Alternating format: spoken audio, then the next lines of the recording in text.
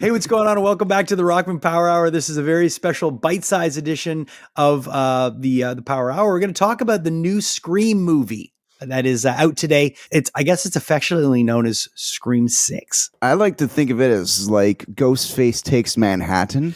And not only are we going to talk a little bit about the new Scream movie, we're going to talk about the new direction that the Scream franchise has been going in since someone like Scream, since Wes Craven has passed. And we're also going to get a chance to talk to one of the actresses, Melissa Barrera. She plays Sam Carpenter, and we're going to get a chance to talk to her also. So stick around. This is going to be a very special episode of the Rockman Power Hour.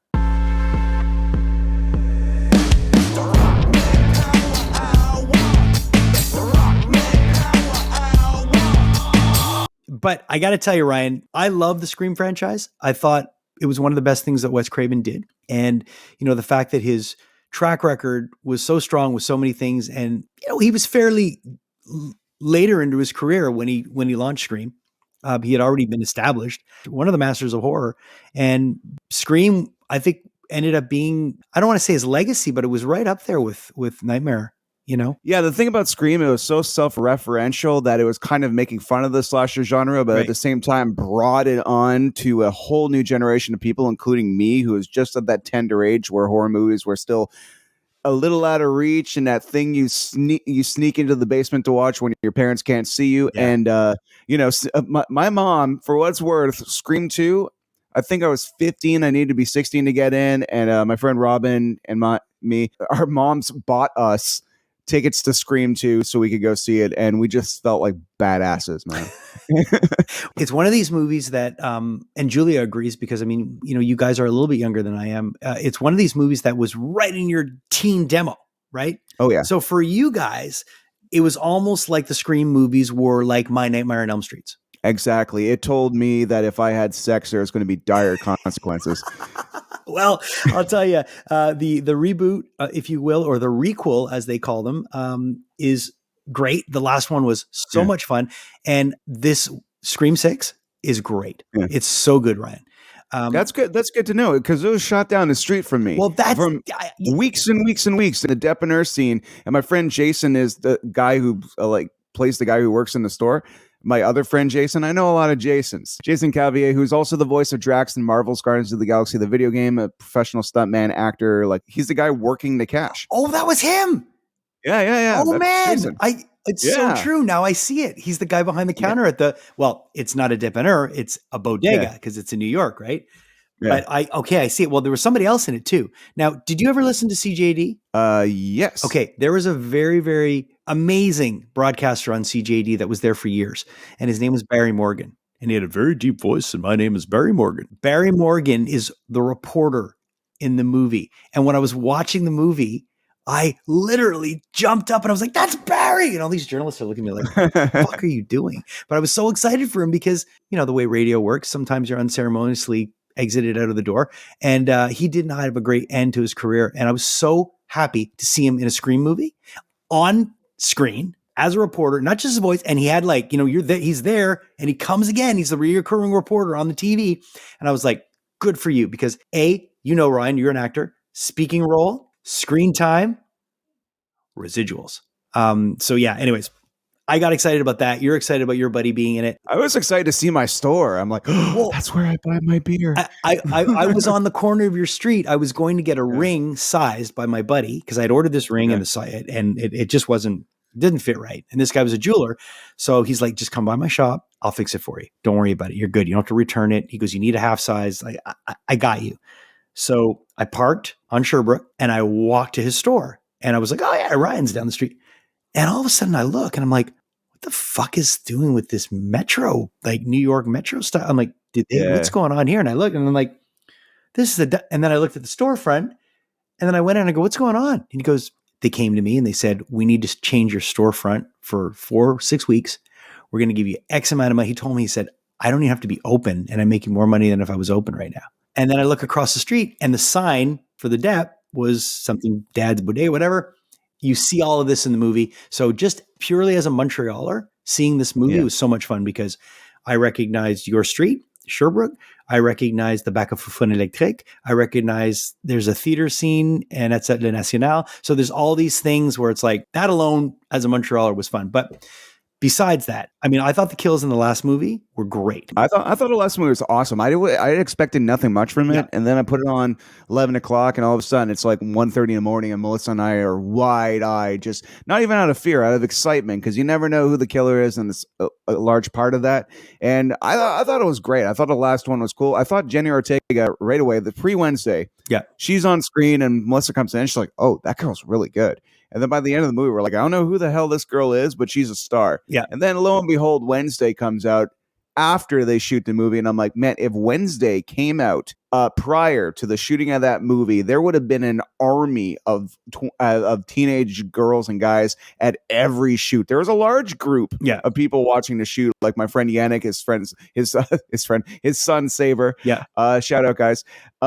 And they're watching every night because they're fascinated with movies. And there was a sizable, polite group of NDGers. But holy crap, if Jenny Ortega was filming now, they would have had to block traffic for miles. And I think the fact that she's been in so many good things, obviously the Scream movie, she was in X, which was so good.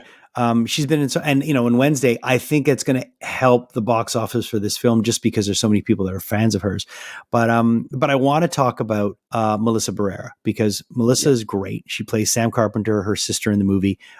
You remember her from the last film. Amazing. Yeah. So she keeps that going. And what's great about the Scream franchise is it's always it's like a movie living inside of a movie. Do you know what I mean? Yeah. And that's what I've always liked about it. And in this one, they really break down theories of who's going to be the killer and what's going to be this. And then they openly talk about requels and prequels. And it's just really clever. And I my hat's off because whoever's taking care of this IP in the franchise really cares about it. And it's good. The opening scene's good. The kills are great. And I think you're going to really like it being a Scream fan. And I know you are. You're going to love this movie. Yeah. So you really got to go see it opening weekend. You got to go see it tomorrow or Sunday before you get spoiled or anything happens. Yeah, I remember in the 90s, like when there was a spoiler, it's like, he was dead the whole time. And I'm like, you fucker. And then he hangs up the payphone and spends 50 cents to piss somebody else off. Like, you have to have a mailing list in order to spoil people back in the day. Yeah, you did. Or a megaphone. Well, these days, no. Now it's carded. Anyone can spoil anything. So that's why I always tell people if you're fans of something, go see it as early as you can. I do have to say I was a little bummed out about Neve Campbell not being in it. I know there was a lot of drama. They couldn't come to an agreement. Courtney Cox is great. She's a legacy character, but Neve, Sydney not being in it just was weird. It was a little weird for me. And I, just because she made such a huge return on the last one. Just her being a part of it, not return, but just her being part of it. And it was just like, wow, it just brought so much to it. And, Arquette and all that stuff. So that's the only thing that I don't want to say, and they refer to her, because you can't ignore Sydney, right? No, of course not. No. So Sydney's referred to in the film. But it's kind of like, But this isn't the Tokyo Drift of this franchise. No. You mentioned this one's good. Yeah. No, it's good. It's good. I'm just saying, if I had to say anything that kind of disappointed me was just the fact, and that's out of everyone's control. I mean, and I hope that whoever's taking care of this realizes that she's got to be on board and just give her what she needs, Even if it's a third act rescue or something, she doesn't got to be there the whole time. Just something, just keep the presence in the film, and I don't want to spoil anything because I think a lot of people are still going to be hoping that she does make an appearance and it's just been hidden because a lot of the times they'll do that. They'll say, "Oh, there was a problem," and like she's not on board, and then all of a sudden they'll be in it. You know what I mean? No, it's better to tell the kids there's no presents for Christmas because they're just getting one as opposed to 20. Yeah. So it's like, wow, one present. I was expecting to cry all day. This is great. Yeah, I guess. I mean, I don't know. It was the one thing I was like, please somehow have her be a part of it, but she's referred to, so she's not dead. Like she's not. No. She's in the franchise, and she's. Well, that's good. Oh, they didn't kill her off. No. She's not killed off. She's basically.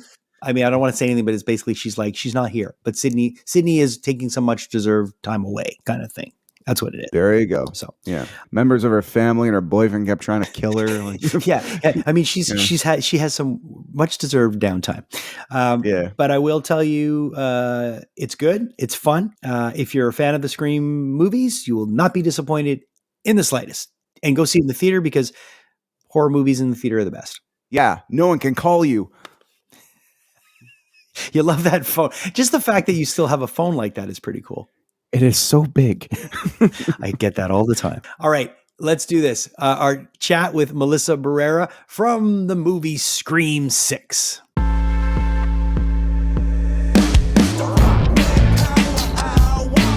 Hey, Montreal. That's where we shot. I know. That's what I want to talk to you about. Did you get to try a Montreal bagel?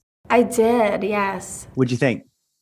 I mean, let's not talk about it. I'm obsessed with bagels. See, you know we have a bagel tradition on Scream. Yeah. On the 5th, when we had this bagel Sundays, and we would, and William Sherrick, our producer, would fly in bagels from different places in New York. Yeah. And we would try them. And so this time he was like, "Oh, Montreal bagels," and we tried them, but they are very different.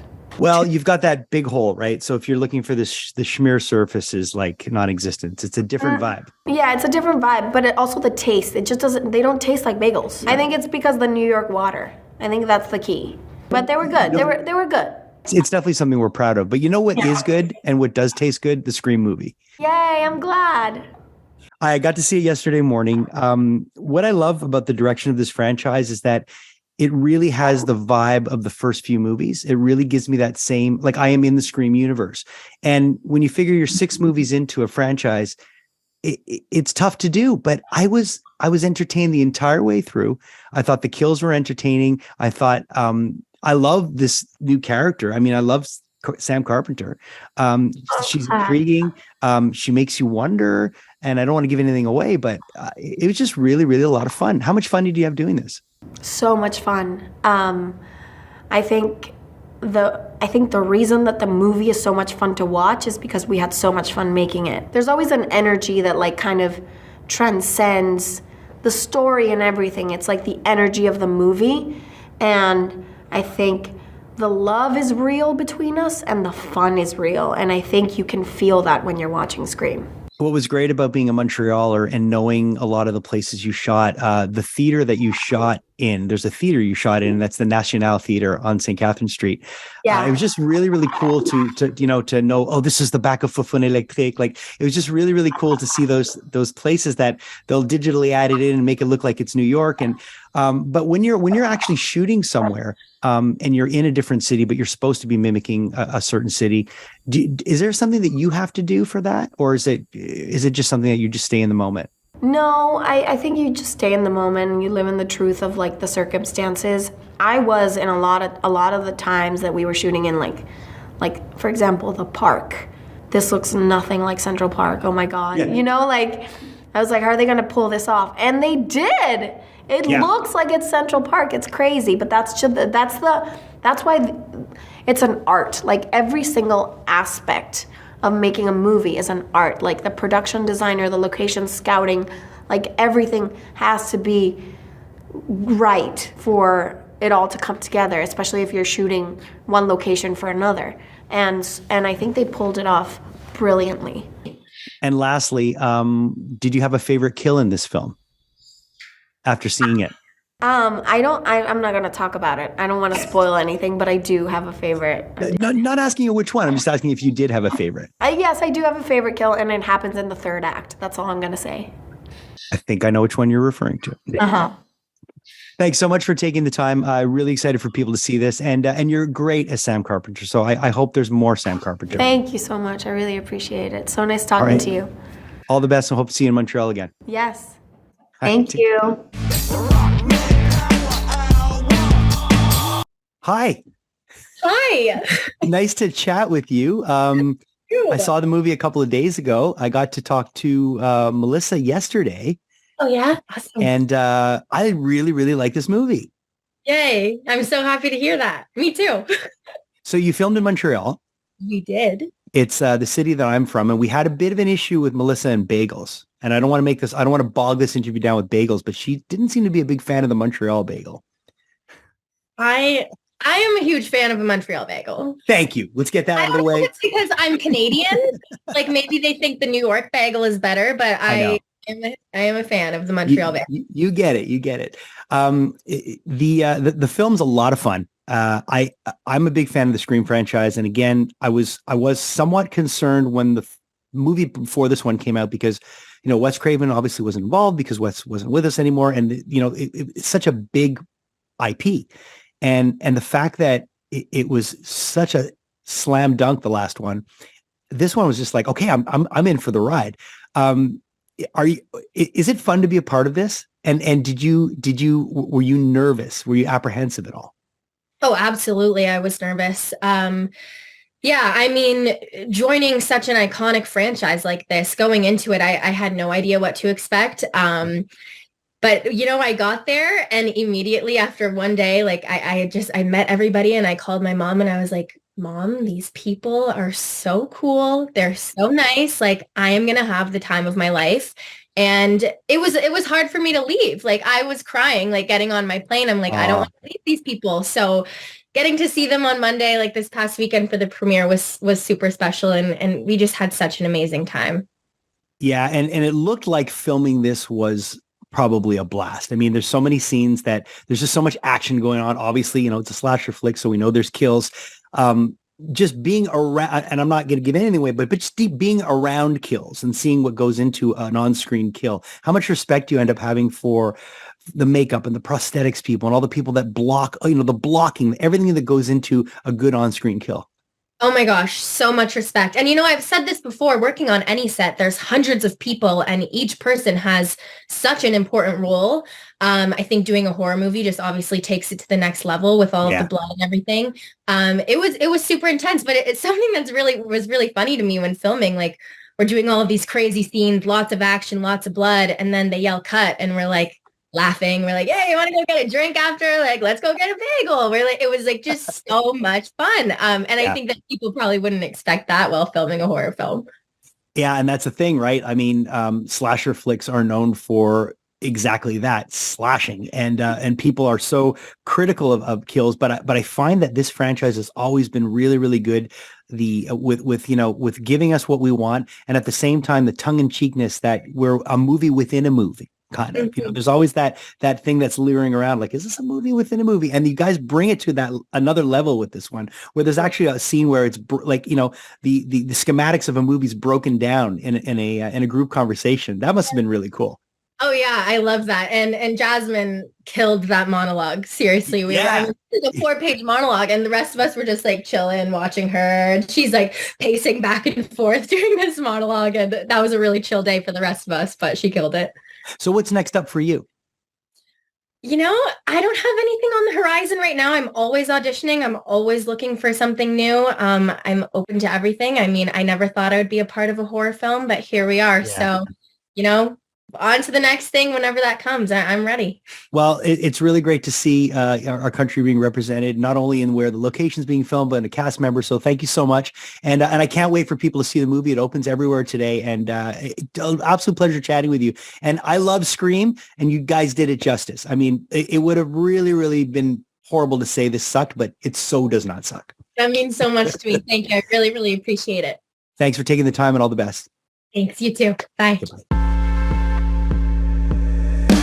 Wow, what an amazing actress. And I just got to say, like, Melissa is amazing. And, that whole closeness that her and Jenna had in the first movie, I mean, that's the heartbeat of the entire, of that reboot movie, is that closeness of the sisters and, her coming back.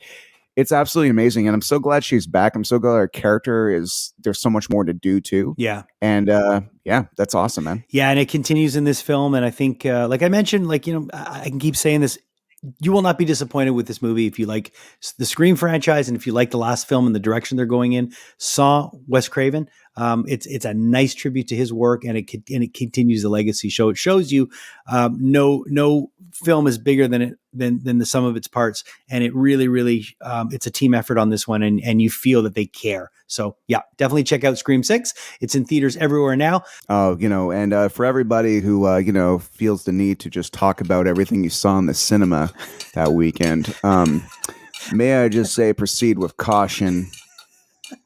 You never know how dangerous a spoiler can be. I'd like to thank my co-host Ryan Stick, aka Ghostface, aka Ghostface, aka I'm Goatface. the Slasher. Thanks to our friends over at Studio House Designs. That's a rad shirt, Ryan. Absolutely love that. Apropos. Oh, yeah. And a big thanks to Heartbeat Hot Sauce, the heartbeat of the Rockman Power Hour. We can't do something on here without talking about them because literally that wouldn't work because we wouldn't have our heart beating. Does that make a lot of sense to you? Kind of? Yeah. It was a good stab at a joke. But I gotta say, your execution. Not cutting it. Use the promo code Rockman20 and you'll get 20% off. Oh wait, shit. Let's try to do this. Hang on, let me just go get a knife too. Okay. Oh, Jesus Christ. Nothing. I just fucking took everything out. That's on tape. And those headphones that you just saw go flying are thanks to our good friends at AKG. Thanks to everybody. Thanks to our folks over at Paramount for giving us access to Melissa Barrera, which was great. And thanks to all of you for being a part of this journey. And we'll see you next time on the Rockman Power Hour. Don't answer the phone, whatever you do. Hello, 1997. If you think it's bad there, it's way fucking worse now. Ryan, do you like scary movies? Debbie, you motherfucker. Go see Scream. It's great. Get me in the ear. Don't get me in the ear. Here, wait.